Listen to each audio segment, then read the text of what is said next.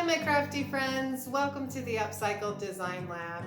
If you're new here, my name's Cindy and normally I do craft tutorials using recycled and repurposed materials. But if you saw my most recent video, you know that I'm trying to find a little better balance between getting everything done and taking so much time filming some of these videos.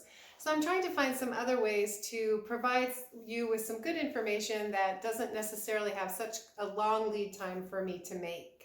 And today I thought I would share with you some of the thoughts that I have on getting your work published in a magazine. Now there's lots of places to promote your work online, and if you're interested in more information on that, let me know in the comments and I can use that for maybe a future video idea. I'd be happy to share some of the places that I post my work to drive some more traffic to my websites. But today I'm going to be focusing just on printed publications. Now, if you're here, I'm assuming that you have interest in getting your work published in a magazine. If for some reason you're watching this and you don't really think you want to have your work published, let me just offer two reasons why you might want to reconsider. First of all, it's just fun to have your work in a printed magazine. You get a few bragging rights. And for me, it's been really fun to see my work photographed by a professional photographer. I, a lot of times, am very disappointed with my ability to take a picture or some video of the things that I make. Often I feel like they look a lot better in person. So it's been really fun for me to see a magazine spread of really professional looking photographs of my projects. The second reason you might want to consider having your work published in a magazine is a little more personal to me, I guess, but I really believe that our talents and our gifts are given to us for us to share them. And if you are a creator, I'm sure you've made some beautiful items, and I understand the desire to kind of just share that with a really small audience, maybe just your family, or if you're giving a gift to someone. Believe me, I totally understand that. But I also think that we've been given our talents to share them. And if you're not someone who wants to put your work out online, or if you don't have a blog, or you don't really want to be a content creator, you still have the ability to share your work with a broader audience. And one of the best things maybe about printed publications and not putting your things online is you're definitely not going to have to worry about getting any snide comments or thumbs down or anything like that. So just something to think about. But if you are a creator, I would encourage you to push yourself to share your work with a little bit broader audience, and this might be a way that you could do that. So the best way I know how to find places to submit my work is just to go to my local bookstore and find the magazine section and select some magazines that have projects that are similar to the ones that I make. So there's all kinds of different periodicals you can find: woodworking, paper crafts, quilting. And the only thing I would caution you is that the last time I looked, I noticed that there were some magazines that weren't, in my opinion, true magazines. They were kind of more publications by authors, but they were in a magazine format. So just be sure that what you're looking at actually has issues that come out at least, quarterly, or sometimes they're just annually, but they actually issue new versions of this magazine every so often. So once you find a few publications that you think you might want to submit your work to, you want to take a good look at them and just kind of get a feel for what kind of articles they're looking for. This first one I found is called Creative Scrapbooker, and it seems to have some very short articles with single photos of people's work and a short little blurb. On occasion they have a few little step-by-step things here, but in general the articles are pretty quick and there's not a lot of dialogue. There's just some quick descriptions of each of the items that are pictured. This next one is called What Women Create, and it is much more I would say, professional photograph heavy, full page photos and long articles. So it's a very different feel than the scrapbooker magazine. So the next thing you want to check for is the table of contents, and there should always be a letter from the editor, which will give you a contact name, and you probably somewhere in the publication should be able to find the address as well. If you need to, you can contact that person and ask them if you can submit your work. I prefer to find the easy route, so the first thing I look for is to see if the publication actually calls for artists to submit their work. And sometimes you can find that on the table of contents page. Sometimes you might find it on their website. If you find a magazine you really like and they don't have anything in the magazine directly, I would do a Google search and just see if you can find out any information on how to submit your work to that magazine. And as a last resort, you can certainly contact the editor or some other member of the team if there is information in the magazine of contact names and addresses. But like I said, I prefer to find the easy button, and so I have only submitted my work to magazines that actually call for submissions. These two magazines I have not submitted work to, but they are open. They do have open submissions. Every magazine is going to ask for different things in their submission. Some want you to send photographs, some want you to send the actual items. So I'm not going to talk a lot about the actual process of submitting your work. Just make sure you're following their instructions and you know what you should be doing in order to have the best opportunity to be published.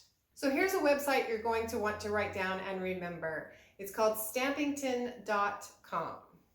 And the reason I'm saying that is because they have a whole suite of publications that they put out, and they do ongoing calls for artists to submit their work.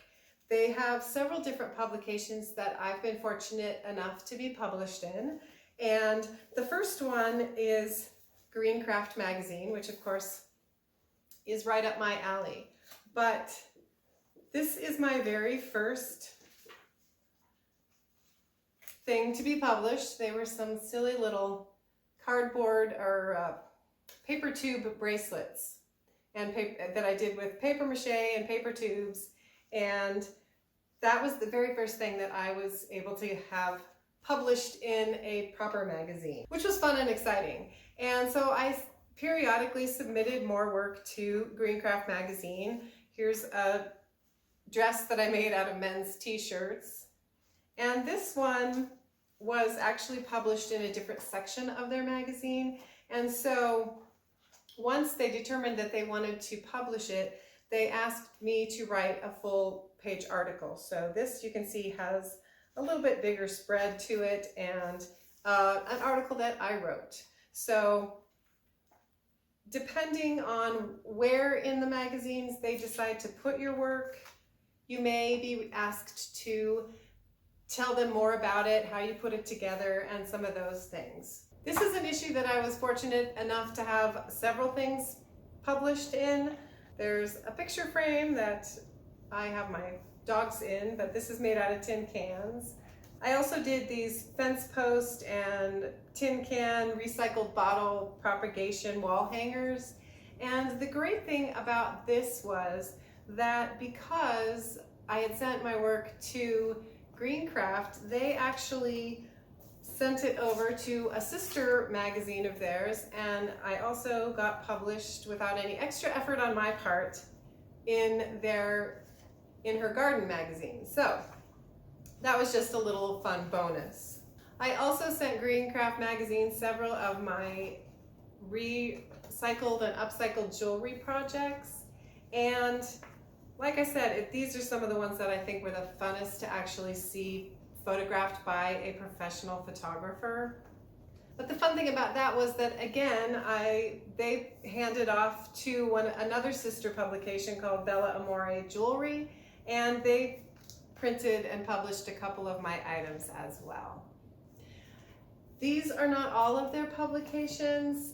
They have check out their website, because certainly some of their publications are not suited to my particular DIY and craft projects, but they might be specific to your niche, and that could be a really great fit for you. They do have, like I said, I don't know, 8 or 10 different publications that they do.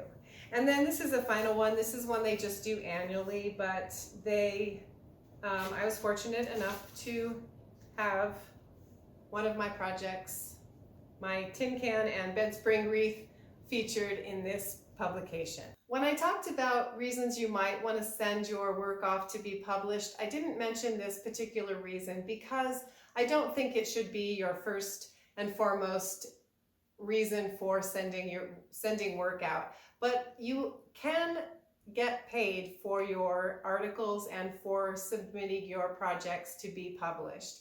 And I've been fortunate enough to have full-length articles published in these magazines, and it is very exciting to get checks and payments for your work. But like I said, that should not be your primary reason, I don't think, for sending your work out, at least not initially. So a few final thoughts on getting your work published. This probably goes without saying, but you want to send out your best work.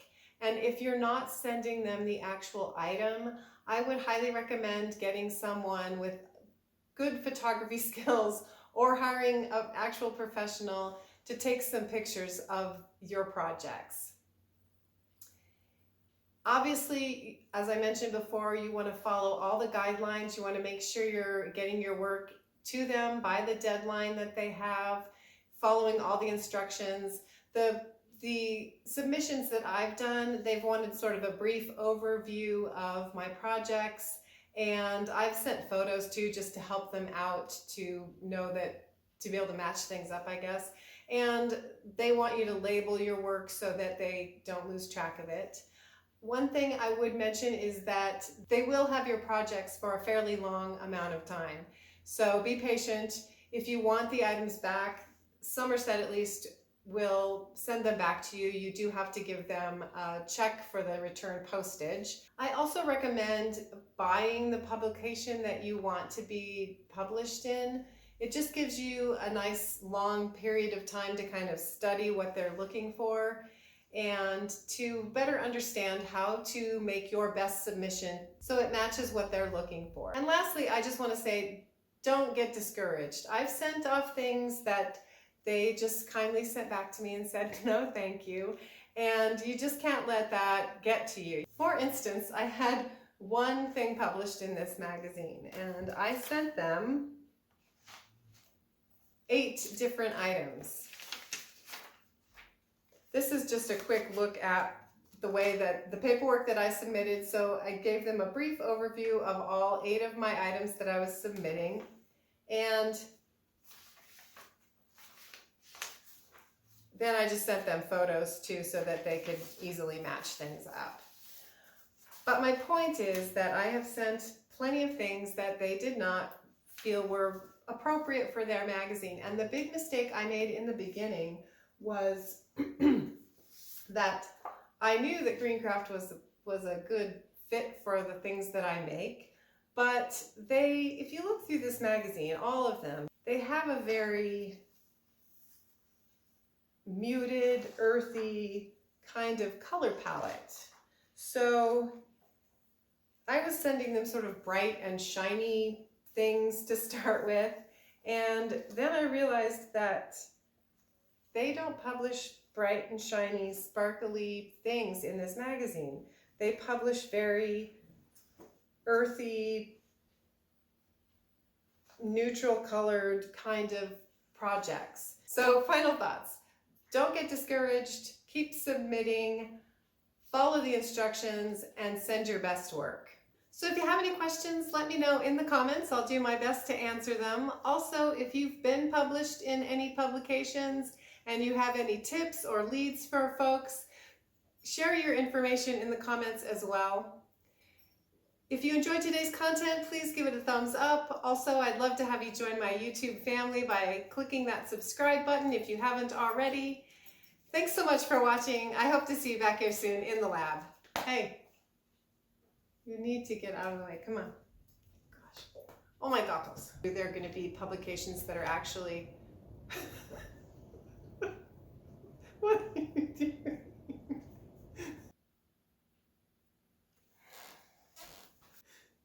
Oh, my life.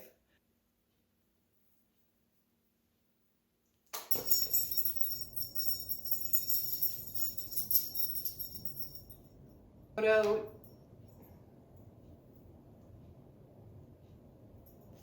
Arrays.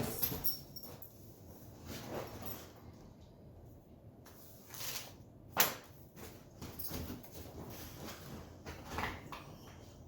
think we might be ready now. Well, and I just grabbed a couple of magazines. You need to go lay down, bud.